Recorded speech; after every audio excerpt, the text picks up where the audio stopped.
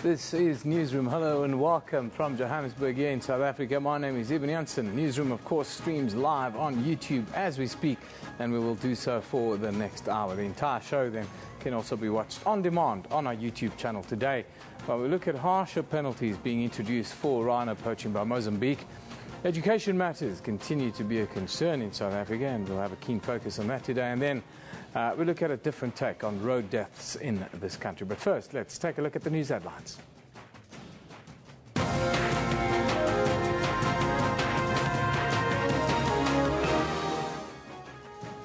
Independent electoral chair Pansy Tlakula says the legal challenge to force her to step down has not interfered with her work, and she will deliver a free and fair election. Tlakula is defending her job in the electoral court today. She will face a group of opposition parties that wanted to step down over the IEC headquarters lease scandal. The legal challenge follows findings by Public Protector Thuli Madonsela and the Treasury that Tlakula's role in leasing of the Commission's headquarters was irregular. The ADA committee that the National Assembly established to consider aspects of Public Protector Thuli Madonsela's Nkandla report has effectively been dissolved. The committee yesterday referred the matter to the next Parliament. The ANC argued that there was insufficient time to complete the committee's work before next week's elections. President Jacob Zuma says the bust of former President Nelson Mandela unveiled at Parliament shows how far South Africa's democracy has come. Zuma says it's appropriate to have a symbol of Madiba in the precincts of Parliament, as the institution has played a pivotal role in dismantling apartheid during the first 20 years of democracy. The government of Mozambique has placed tougher penalties and sentences for rhino poachers, seen as a much-needed step in the fight against poaching. Over the years, the lack of enforcement by Mozambique has been blamed as the direct reason for the large amount of rhino poaching in South Africa's Kruger National Park especially. We spoke to the Department of Environmental Affairs, Albi Medise, last week. Let's just have a quick look at what he had to say about this ongoing problem. But we are also saying we need to make sure that all of the different interventions are also scaled up at the level of the Defence Force in Kruger, the levels of investigation by the police, the prosecution by the courts, the work that's been done by the different rangers in terms of privately owned parks, but also that you and I, as members of the public, to ensure that we work closely with the police, to ensure that the rhino is not going to be extinct on our watch. But also we want to make sure that as and when we put in place the possible trade in rhino horn decision, that we've done all the groundwork, we've engaged all the stakeholders, we've also addressed the concerns of the stakeholders, but also soothe their fears as well. Well, since the beginning of this year, more than 200 rhino have been poached just here in South Africa alone, mostly from the Kruger National Park. And joining us today from SAMParks is Ike Partler to delve deeper into this matter. Good morning, Ike. Thanks for joining us. Good morning to you, Ibn, and thanks for the invitation. A nice development, one would think, if rhino poaching is a concern. Mozambique imposing harsher penalties. What do you think this would mean in practice in the Kruger Park? I think there's been three significant developments in the past fortnight. Firstly, it was the passing of the Conservation Areas Act in Mozambique, which means that now to poach a rhino is not a misdemeanor, and you can go to jail for a lengthy period. The second one was the signing of the Memorandum of Understanding as outlined earlier in your introduction. And we think that both those developments are going to be big game changers in the fight against rhino poaching. But it's significant to also note that there was a report from the Sunday Times which was investigative and which opened the eyes of the public to the actual depths of this sketch that we are seeing, that it's an international, orchestrated syndicate that is operating. And we also saw the theft of rhino in the Mpumalanga Park spot, which also brought in the law enforcement officials who opened their eyes. And there have been several meetings which were held in the Kruger National Park by the Hawks Head. And we think those developments really are giving us impetus in the fight against rhino poaching. How big is the problem of people working on the inside of conservation, colluding with poachers? How big is that problem for you guys at SAMParks, and how do you combat that? I think it's the nature of syndicates to operate that way. They will try and find the weaker spot, and they will really take advantage of that Just like when you go into banking, you do have people that collude with gangsters in order to rob people and to rob individuals. But we have been lucky up to now. Since 2008, only 4 of our employees have been arrested for collusion, and their cases still have to be heard in court. They still have to be proven guilty.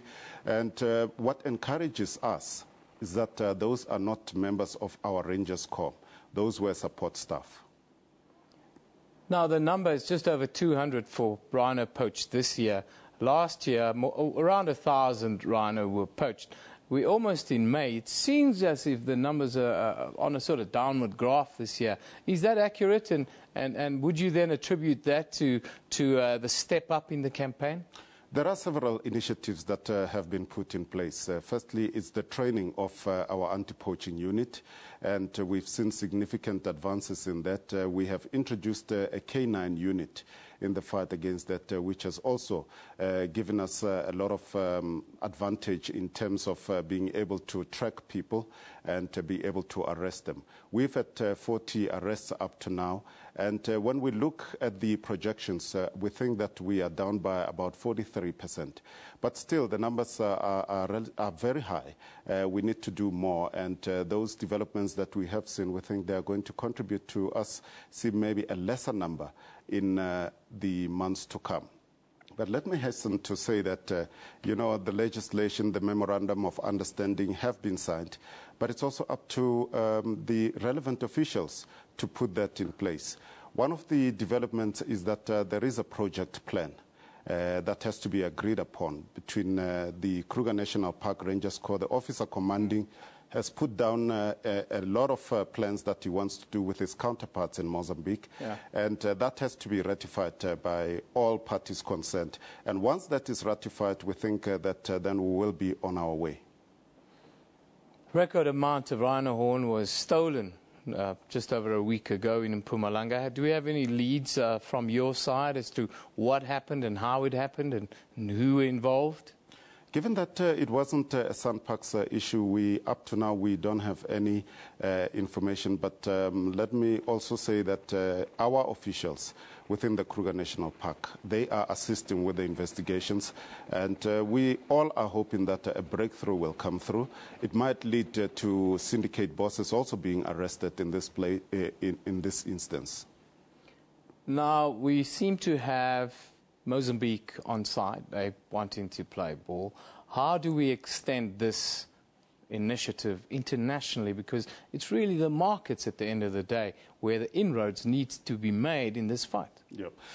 The Mozambique initiative, one must know that it's actually a CITES prerogative. They were supposed to comply with CITES regulations. They've done that, and there are also lobbying that have been taken. Vietnam have got a memorandum of understanding with South Africa, and we know that 80% up to 90% of the rhino horn that is poached in South Africa ends up in those shores. So we need Mozambique to also make representations, especially for the exit of those horn, the contraband that is taken in South Africa, and tighten it up. But law enforcement officials, we think that they will come to the party. Well, like everybody in the country hopes that they all come to the party. And it seems as if we're taking some steps in the right direction. Thank you for joining us today. Thank you very much for the invitation, Joban. That's Ike Patla joining us live here in Johannesburg from SANParks. Of course, our top story, Independent Electoral Chair Panji Tlakula says the legal challenge to force her to step down has not interfered with her work, and she will be able to deliver a free and fair election. Tlakula is defending her job in the electoral court today.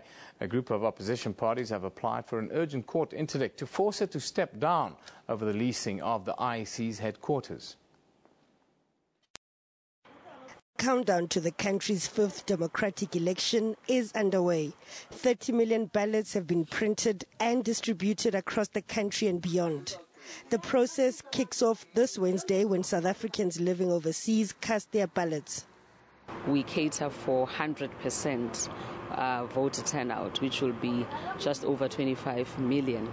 But we also have a buffer, of about 10% to take care of the eventualities of shortage in particular stations. But on the eve of the election, the chairperson will be fighting for her job in the Electoral Court. My papers are in court and I'm defending that court action. So I think that's how far I'm prepared to go. To yes, I received the papers and I have submitted my papers in which I'm defending that action. Some parties argue her continued stay will seriously harm the credibility of the commission and by extension the public's confidence in the outcome of the elections. They want her out. But Tlakula argues she's ready to deliver a free and fair election. We have been hard at work preparing for elections. While there were lots of noises out there, some of us were sitting down and working hard to ensure that the preparations for these elections are not derailed. And I'm standing firm, and I have executed that duty, and I am prepared to execute it to the end. The legal battle follows a finding by the public protector that Tlakula's role in the leasing of the Commission's headquarters was grossly irregular. The finding, confirmed by Treasury's forensic report, also found she should be held responsible for a process that was neither fair, transparent, nor competitive. Mahlatsi Gallants, SABC News, Johannesburg. Well, let's take a look at what you are talking about on social media, on our Twitter feed, of course, always at SABC Newsroom it is. That's where you can send your contributions. Stembiso Sitole says the EFF is to march to the SABC today to protest over what it calls the public broadcaster's ban of its election advertisement. Well, that ad was banned because it incites violence. Tearbag says, today, march to the SABC. That's obviously an EFF supporter. Today, march to the SABC. That's what I read there. SAFM News, our sister broadcaster, says, IC Chair Pansy Lula says legal challenge to force it to step down hasn't interfered with the work and she will deliver a free and fair election, as we reported earlier. And then Finesse says, Jacob Zuma should have a statue in Nkandla. Michelle Dupré says, whether President Zuma knew about Nkandla or not, the least he could not have done was to apologize to the poor people of South Africa. Keep it coming. We love your contributions. Now, with the elections around the corner, the team here at Newsroom spoke to some of the so-called born frees on their reasons to vote in the upcoming elections. I think people should vote because it's very important to vote, to know who is deciding things for your nation. It's our right to vote, and we're supposed to know what goes on with this nation, what rights we have as a nation, if the government is fair and if things are fair and distributed equally. So this is the only chance for us to know all these things. Yeah. Okay, hello, my name is Ntombi Shilavani and I'll be voting on the 7th of May. I'm voting because a lot of people fought for the struggle and I'd like to have a choice on who's going to rule my country. Yay! I'm 22 and I think, well, I'm not from this country, but I think it's important that people vote. When I go home, I'm going to vote, so yeah.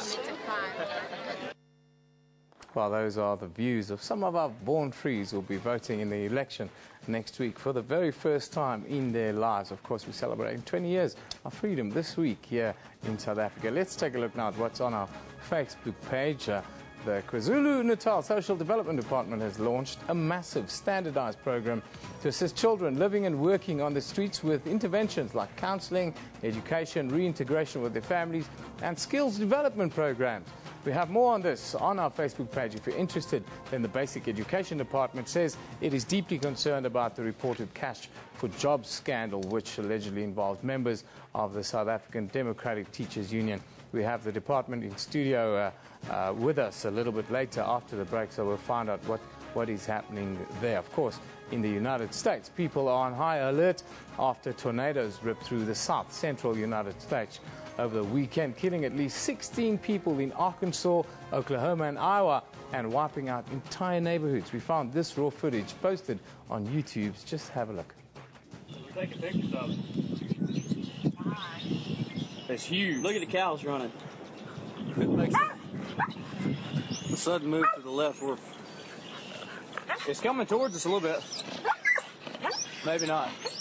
We'll be able to tell once it clears some trees. Yeah. Yeah.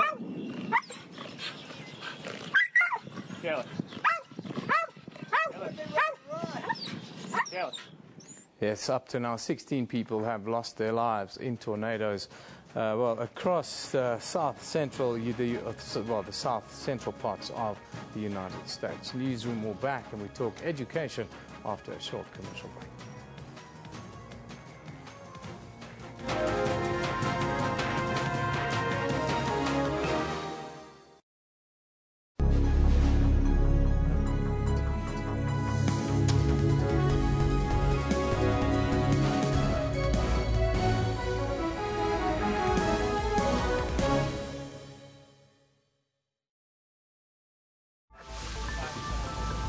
Mommy, where does meat come from? That's a good question, my darling. All our meat must come from healthy animals.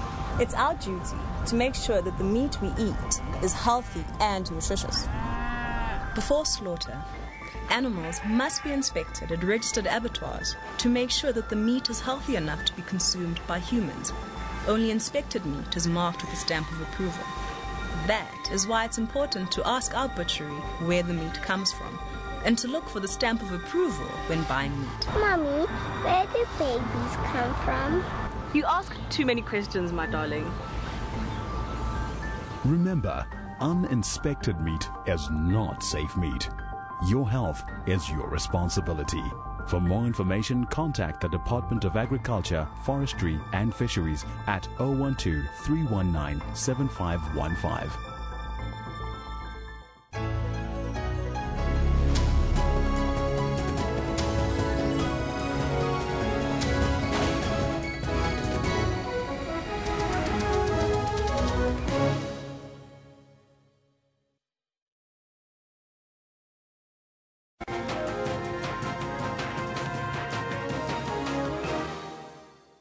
Welcome back. You're still with Newsroom. Recently, the Limpopo delivery textbook scandal came under the spotlight again when lobby group Basic Education for All and Section 27 approached the North Gauteng High Court in Pretoria to seek an urgent order that will compel the Department of Basic Education to deliver outstanding textbooks.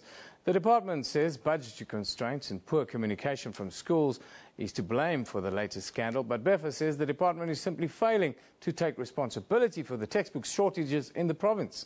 Now, in studio today from both sides, we have the Department of Education's Elijah Mhlanga. Good morning, Elijah. Welcome back. Good morning, Eben. And then we've got from Better Education for All, Tebogo Sepahamela, who joins us as well. Good morning. Thank you for joining us. Good morning. Thanks for your invitation. Tebogo, I can start with you with this case. Judgment's not been handed down, but what are you hoping to see from this court order? Yeah, in fact, what we would like to see in the court order is just the court had to compel department to comply with their duty. To comply with their duty about delivering textbooks. What do you say to this, Elijah? Eben, we have already delivered 6 million textbooks in Limpopo without any court order. Yeah. That means we understand what we need to do, and we are doing our best to ensure that all the learners in that province have the textbooks. Do you believe that the Department of Education is deliberately not doing their job or reneging on their duties? Yeah, I heard Mr. Mhlanga say they've delivered more than 6,000 textbooks in Limpopo. 600 textbooks in Limpopo. So, but still, learners in Limpopo, they are still without textbooks. So I can ask Mr. Mhlanga, where are these textbooks? Because we went to the school personally to find out that there were no textbooks. Hence, they are still saying the textbook has been delivered. So maybe if they will just come with a sense and prove that indeed the textbook has been delivered and then there's no learners in Limpopo without textbook, therefore I will believe Mr. Mhlanga what he's saying. Is this problem as widespread as it's been made out? Even maybe let me just go back to the beginning. In Limpopo, there was a collapse in the system of delivering textbooks. That's why the national department took over. And when we took over, we had to put in place systems that would correct whatever wrong that had happened in that province. So what we are doing now is to put in place a system, and as a result of that system, for the first time, we've been able to deliver that number of textbooks, 6 million, and we have been able to deliver to all the schools. What we have as a situation is the shortages.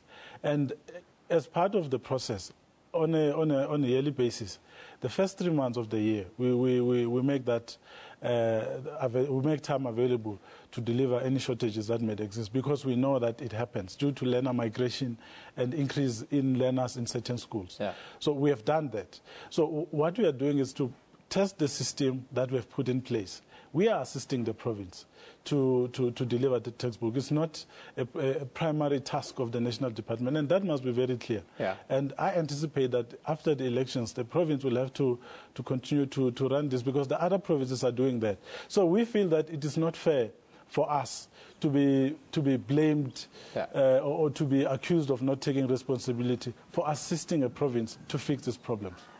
How can you then lay this in front of the door of the Basic Education Department if in the other provinces there are no such issues, but it seems localized within this one province?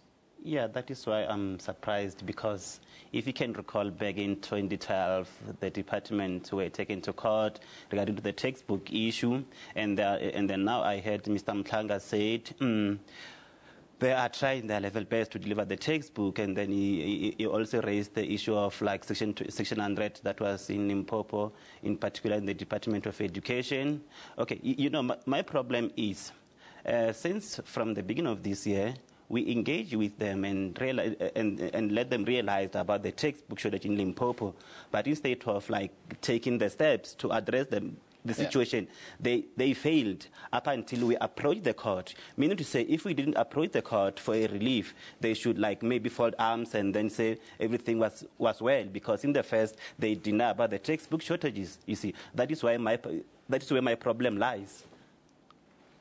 Elijah, I want to talk to you about the key challenges that are being faced within this specific province. We talk about poor communication from schools, which leads to poor management and so forth. How does that make life difficult? You know, Eben, it's very difficult because, you know, when we started delivering textbooks late last year for this school year, we followed up the process with meetings with all the principals of all the schools in the province. And in those meetings, we explained to them how the delivery of textbooks was going to happen. We even made available to them a template of how to report shortages, because we know that shortages happen. And not everyone returned those templates. And that made it very difficult for us to know which schools do not have enough books. Some of them returned the templates very late.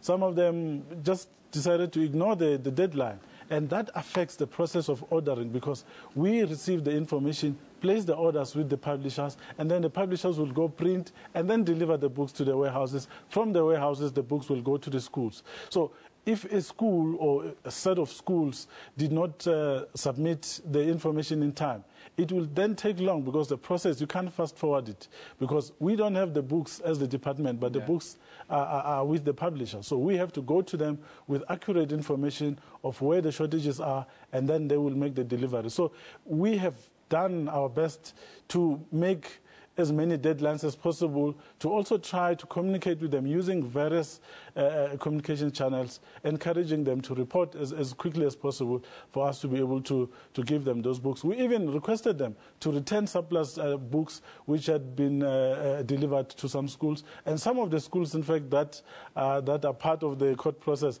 had returned those books. So we have a system, and we're trying our best to make sure that all the schools get the necessary books. But all the schools have the books. It's just that these shortages. And we have made 2 big deliveries, by the way. The first one was 400,000 books, and another one of 300 and something thousand books, which were made as a result of information that we're receiving from schools.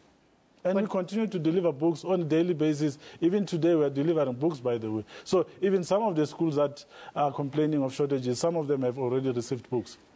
What do you say to that? I would like to differ with Mr. Mtlanga. You know why? Because Mr. Mtlanga, like say, the principal they didn't return the requisition in time. So most of the schools, in particular the schools that we are representing, I'm quite sure that they've returned the requisition in time.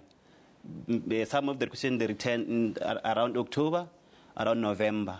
So their deadline was on the 4th of December. So again, if that will be the argument that the principal failed to return the requisition in time. So we BEFA and Section 27. Yeah.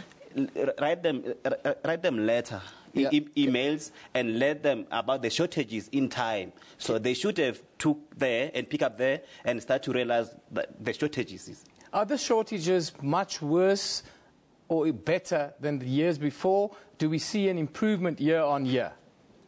Yes, although there are some improvement in the in textbook delivery, but our concern is there are some learners without textbook. You see, if one learner is without textbook, so that learner is not going to receive a better education. Elijah, what do you say to that? We've never denied that there are shortages, and we've also said that we are working very hard to address these things. But we've also said that the textbooks that used to be used in the previous curriculum are still usable, but there are other material that can be used, like workbooks. Yeah. But just to go back to the issue of the school principals, let me say that some of the schools in their list have requested for books that are not in the catalogs for this year, which means those books are not being ordered and are not being used for this year. So those are some of the discrepancies, yes, that we find from the side of the schools as well. That's why we say, please, to the schools, give us accurate information and as quickly as possible. We don't have a 100% perfect picture, but we are working hard on fixing that, and we would really like some recognition for that, because it's a system, it's a new system, we are putting it in place. Yeah. It has never happened before, and we need some credit for that. Are the basic education department improving year on year on the service that they're doing? Yeah, even though there are some improvement, but we want them to do 100% delivery. But sure, you can't get to 100% overnight. It's a process where you have, and it's not like a science. It's a very difficult logistical process, I would think, to get it right.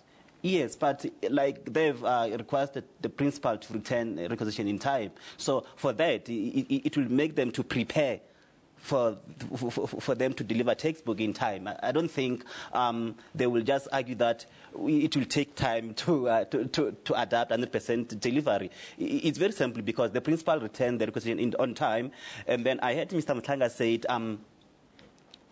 the principals order the textbook which are not on catalog, national catalog. Yeah. I once asked Mr. Panyazalisuf one day we met him in Pretoria. Yeah. I asked him who is responsible for appointing textbook into a catalog. Yeah. So Mr. Lessufi said they've appointed the team to say this year we're going to use these textbooks. Yeah. So meaning to say the principals are ordering the textbook that has been identified by those task teams. Elijah, the last question is coming your way, and we've seen the years before. It seems to be a little bit better this year. Are we going to see a more of improvement next year? Not that we're writing this year off. Are we seeing this incremental improvement in the delivery of textbooks, and are you happy with the way that things are going?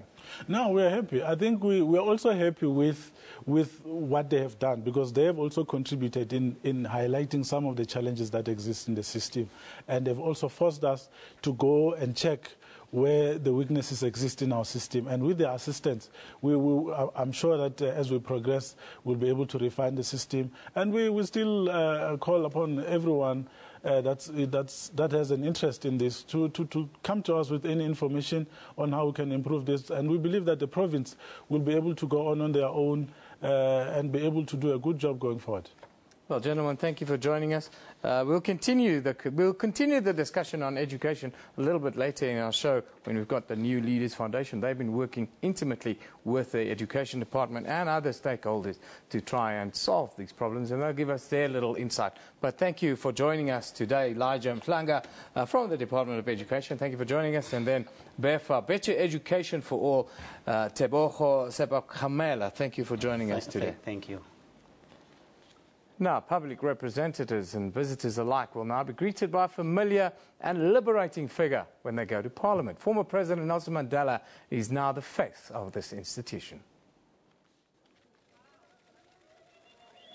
Ushering a new era, bringing change and reflecting the current democratic order, Madiba's face comes alive with a mixture of a smile and serious look. This in order to depict his warm character and the seriousness of Parliament's work. By unveiling this statue, Parliament is declaring that we will continue to walk in Tata's footsteps, that we will continue to draw lessons and inspiration from his exemplary life, and that we will continue to honor his memory. President Zuma also took a moment to praise the last apartheid president and later deputy president of a democratic South Africa, F.W. de Klerk. He says without his role, the country would have never made a breakthrough towards democracy. Madiba's bust brings the road to democracy to a full circle, as Parliament has other statues of colonial leaders, but Parliament had more good news. In collaboration with the City of Cape Town, we will also erect a statue of Madiba in recognition of his enduring legacy at a suitable location in Cape Town. The Mandela family has welcomed the lifetime honor. As you know, his praise name is Dalibunga, the creator of Parliament. And it is the most befitting thing that has been done by our government to ensure that his bust is placed right at this institution. President Zuma says Madiba's bust will be a conscious guide to public representatives. He says South Africans must continue to emulate his ideals. Bulelani Philip, SABC News, Parliament. Let's take another look at what's on social media, what you're talking about. Of course, the SAMAs are very much on people's minds. South African Music Awards, that is. Dave Louise, if we can go there. Dave Louise, there we go. 7 awards. Mafikizola really cleaned up at the SAMAs, he says. Amanda says, so sad that my favorite group, Mozart, didn't win anything at the SAMAs. I'm not all hundreds with this spelling stories we see online these days, but that's just my 5 cents. Minister Razmataz says, big up to Kalawa, you're the greatest, to the dangerous combination, crew DCC. That's from our very own sports minister, who's obviously a music enthusiast as well. Andrew says, this ain't Bafana, Minister, this ain't sports. Well, our minister loves a bit of music, he does. Amanda says, I must say, the Comedy Central roast of Kenny Kanene was worth missing the SAMAs and the Boities dress scenario, indeed. I doubt if I would want to watch that kind of roasting. Anyhow, looking back in history today, the Los Angeles riots, also known as the Rodney King riots, began this day in 1992. This after 4 Los Angeles Police Department officers were acquitted of charges in the savage beating of Rodney King. The racially sparked riots lasted more than 6 days, with thousands taking to the streets in violent displays of protest. 53 people were killed and more than 2,000 were said to be injured.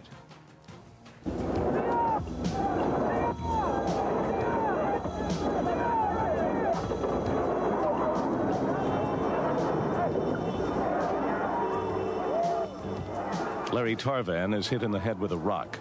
Rioters pull him from his truck and beat him.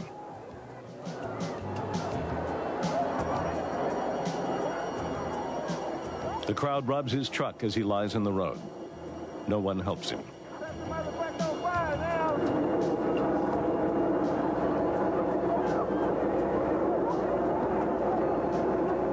That was 22 years ago, the Los Angeles riots, or the Rodney King riots, as it was known, on this day 22 years ago. We're going to take a short commercial break. When we come back, we continue the discussion around education, and then we'll also look at, well, a new take on road deaths after that. Don't go away. You're watching Newsroom on SABC News.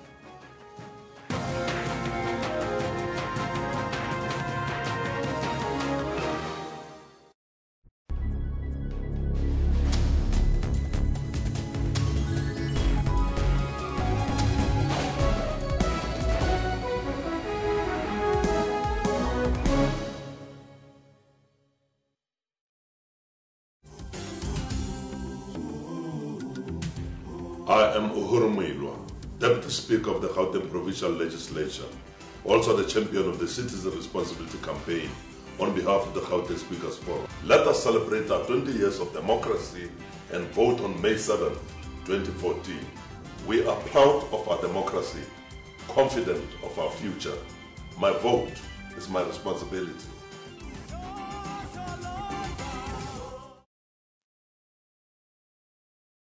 The DA is using 10,000 rand for poop scoops. A disgrace! They found that Cape Town is the best run metro in the whole of the country.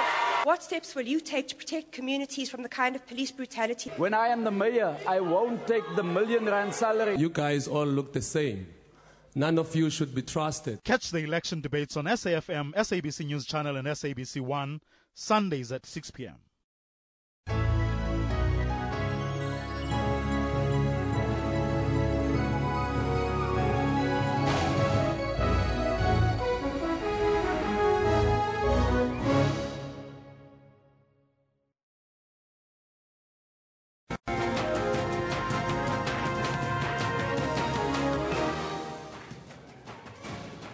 Independent electoral chair Pansy Tlakula says the legal challenge to force her to step down has not interfered with the work and she will deliver a free and fair election. Tlakula is defending a job in the electoral court today. She will face a group of opposition parties that want her to step down over the IEC headquarters lease scandal. The legal challenge follows findings by Public Protector Thuli Madonsela and the Treasury that Tlakula's role in the leasing of the Commission's headquarters was irregular. The ADA committee that the National Assembly established to consider aspects of Public Protector Thuli Madonsela's Nkandla report has effectively been dissolved. The committee yesterday referred the matter to the next Parliament. The ANC argued that there was insufficient time to complete the committee's work before next week's elections. President Jacob Zuma says the bust of former President Nelson Mandela unveiled at Parliament shows how far South Africa's democracy has come. Zuma says it's appropriate to have a symbol of Madiba in the precincts of Parliament as the institution has played a pivotal role in dismantling apartheid during the first 20 years of democracy. The New Leaders Foundation is a not-for-profit company working exclusively in the education sector. As we continue our discussion on education over a 3.5-year period, in partnership with the Gauteng Department of Education, the NLF has developed a district service support program which builds service delivery skills for key provincial, teacher centre and district officials, while simultaneously providing a managed change process within the provincial education system. We are joined by Giles Gillette and Anthony Daniels from New Leaders Foundation. Good morning, gentlemen. Thank you for joining us. Good morning. Thank you for having us. Anthony, I'm sure you heard or you listened into the interview or the discussion that we had with the two gentlemen a little bit earlier. Just give us your take on this, I don't know, so the mess with textbooks within South African education, and is it getting better? Are you seeing a year-on-year improvement? Well, I think that the delivery of textbooks to schools is an important issue. It needs to be solved. It cannot be left year on year to continue to exist as a problem. Yeah. But it doesn't mean that the problem is out of hand. Yeah. In some of the districts that we've worked in, we've seen schools and district officials, the district office, finding interim solutions to situations where textbooks have not been delivered yet. So it's not as if in situations where textbooks are not delivered, that no education or learning happens in the classroom. And I think that people need to get that perspective as well in terms of the delivery of textbooks. Is there a scenario of some organizations using this issue as sort of a platform for themselves to be noticed, and it really, it's sort of to the detriment of learning in schools, Giles? Yeah, difficult one to answer, possibly. Yeah, but I mean, I think the thing for me is that I don't think we can see this textbook crisis as a separate issue. I think we've got to look at curriculum delivery and management holistically, and I think that's the challenge. It's not something that happens outside of the department, and we've got to see it within the context of what the districts are doing, what the provinces are doing to support the districts, and what the national department is doing to help the teachers in the classroom. So for us, it's a much broader issue than just speaking about textbooks, which has got profile at the moment. We heard earlier the spokesperson for the Department of Education, Elijah Mhlanga, he spoke about poor communication. Is that a problem overall within education structures in South Africa? And then if you can answer that, and then Anthony, if you could say how do we make that better? Yeah, I think it's a big system. I think we've got 500,000 teachers, 27,000 schools. It's a big challenge to make sure we're getting information from each school through the system on what their needs are. So absolutely, I think there's challenges around communication, and that's the work that we're doing, is to support that. Yeah, the focus of our work is in districts. Right? So we build capacity of district officials to effectively be good coaches to schools, right? So that when they deliver services and support schools, they're able to ask the tough questions. Mm-hmm. And they're able to, but those tough questions would be asked on the basis of good, solid relationships, and for that we need good communication. Yeah. So it's not an easy thing. It don't change overnight, because there's sort of a current practice and culture of how support is delivered. And what we're trying to do is to change the mindset and help officials to acquire skills to bring about the kind of tool, the practices that's needed to support good support to schools. And tell us a little bit more about the experience that you've made working at that district level with the Education Department. And then also, if you can give us a little overview, Giles, of where you think education is in South Africa right now. Well, let me answer the first question. In terms of what we've seen around this is that our support brings stability to the system. So we've been working with districts now for nearly 5 years, and what we've seen is that there's so many challenges being placed on the district and the schools that they lose focus. And what we've been able to do is to bring some stability to the system so that they can focus on their core business process, which is curriculum delivery and management. And so the noise of like a textbook crisis, challenges, politics that's happening outside of the system, but is influencing it, they can stay focused on what they have to do, which is, it's the same every year. So it is something we should be able to get right. Finally, Anthony, you think that this is a process that's going to be, hopefully soon, be moved nationwide? Yes, the program that we're offering, yes, definitely. We are currently in a MOA. We've signed an MOA with the Department of Basic Education. Yeah. And in terms of that MOA, we are building capacity of the national office to roll out the program across the country. The program basically supporting districts to render good support to schools. Well, gentlemen, thank you for joining us. The program works from what I've seen here in Gauteng and surrounds, and hopefully it'll be moved around the country sooner rather than later. Giles, Anthony, thanks for joining us today. Thank you. Thanks for having us. Finally, in 2013, the International Transport Forums, the ITF, ranked South Africa the worst out of 36 countries when it came to the number of road fatalities. Road fatalities per 100,000 inhabitants was at 27.6 deaths in 2011, a shocking statistic when compared to developed countries like North America with just around 10 or Australia just over 5. But those developing countries included in the report did not exceed South Africa's road death toll. The report also estimated the economic cost of South Africa's road crashes, estimated to be around 300 billion rand each year. That's more than what Transnet has budgeted to fund its ambitious 7-year infrastructure build program.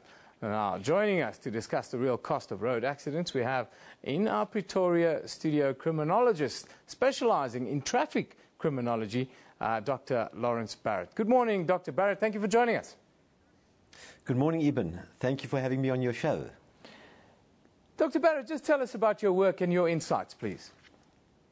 Right. Our work basically consists of doing research into why crashes happen on the road. And I'm going to give one example. We've done extensive research with respect to drinking and driving.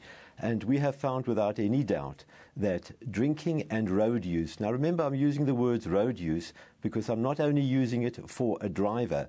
A drunk pedestrian is even a bigger danger to himself than a drunk driver because he hasn't got a metal frame around him.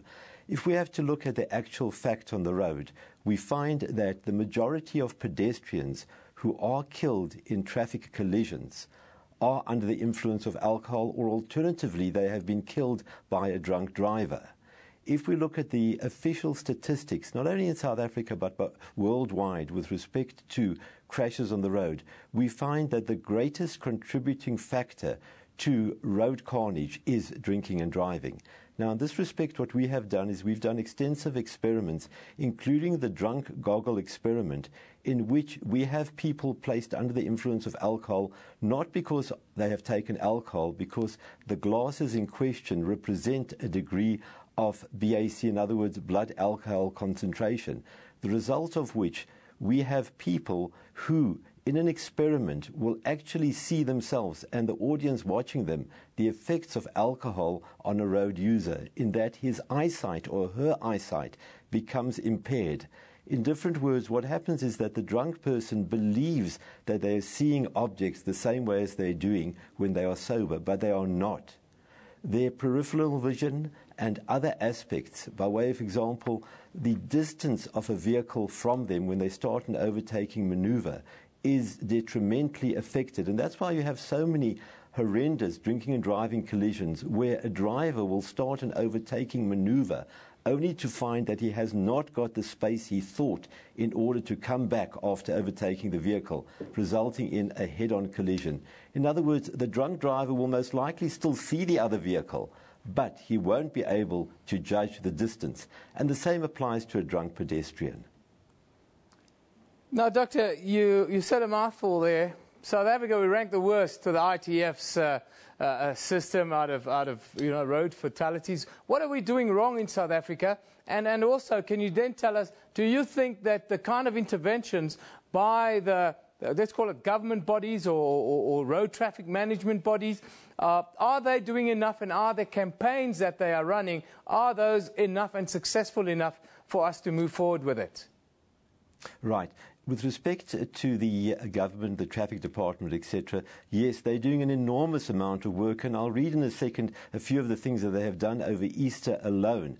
On the side of the private sector, there are the private sector firms who have stepped in heavily, and they have done their best to have promotions, to have TV inserts, to have other campaigns in order to show that road carnage in South Africa can be brought down, that the figures are ridiculous, that drinking and driving is a problem, that reckless driving is a problem, that crossing the highway by foot is a disaster area. Now, let me give you a few examples of what the state has done over Easter alone, and all compliments to them for it. They had 106 roadblocks. They tested and checked 283,000 motor vehicles. 43,000 motor vehicle notices, in other words, tickets, were issued. 1,094 vehicles were discontinued. 1,457 vehicles were impounded. 330 motorists were arrested for driving under the influence of alcohol. Now, that alone is a shocking figure. 10 motorists were arrested for dangerous driving, and 3 stolen vehicles were recovered in the process of these particular checks alone. Now, on the government side, we can't say they're doing nothing. On the contrary, they are doing whatever they can. Yeah. On the private sector side, with the initiatives that have been advanced, what more can the private sector do? Sure, if more private sector firms become involved, it will be better. Of course, more can be done. More should be done. But the whole thing is that there's an attitude amongst certain road users, and remember I'm using the word certain road users, because the majority of South Africans drive correctly and rightly and want to come home and reach their destination safely. But there is a minority who just continue to drive either drunk or recklessly. Well, Dr. Lawrence Barrett, thank you very much for joining us today. We've run out of time. That is traffic criminologist Dr. Lawrence Barrett joining us from Pretoria. Thank you very much for joining us again. Thank you, Eben. Now let's take another look, or a final look at what's happening on social media. Please remember to send it to @SABC Newsroom on our Twitter page. That's where we live. Stemviso says, I'm off to Corner, Empire and Queens to cover EFF March to the SABC. Sitole Express. Yes, there we have the first pictures coming up. First pictures coming through. Again, Stembisa Sitole, EFF supporters starting to gather here at Petros Park, where the march will start to the SABC. There we have another picture. Zuma, not our God. SABC is ours. Hands off. Sembiso Stutole is sending us some pictures, of course. They are marching to the SABC today. We'll take some pictures ourselves and put it up. I'm not into politics. Having said that, all of the new parties in the 2014 IEC GC, I suppose, EF is catching the interest of the youth here in Gauteng. Oh, I was telling you I was going to stand up to say goodbye. Thank you. Thank you. This show was broadcast live from our studios in Auckland Park here in Johannesburg. Don't forget, you can also watch us on demand on our YouTube channel and send your contributions to all of those channels. Today, the EFF is marching here. If you've got pictures, send it to our Twitter platform at SABC Newsroom. We love those contributions. We'll put those pictures up tomorrow. It'll be fun. This is SABC News. You have been watching Newsroom. We love it in the morning.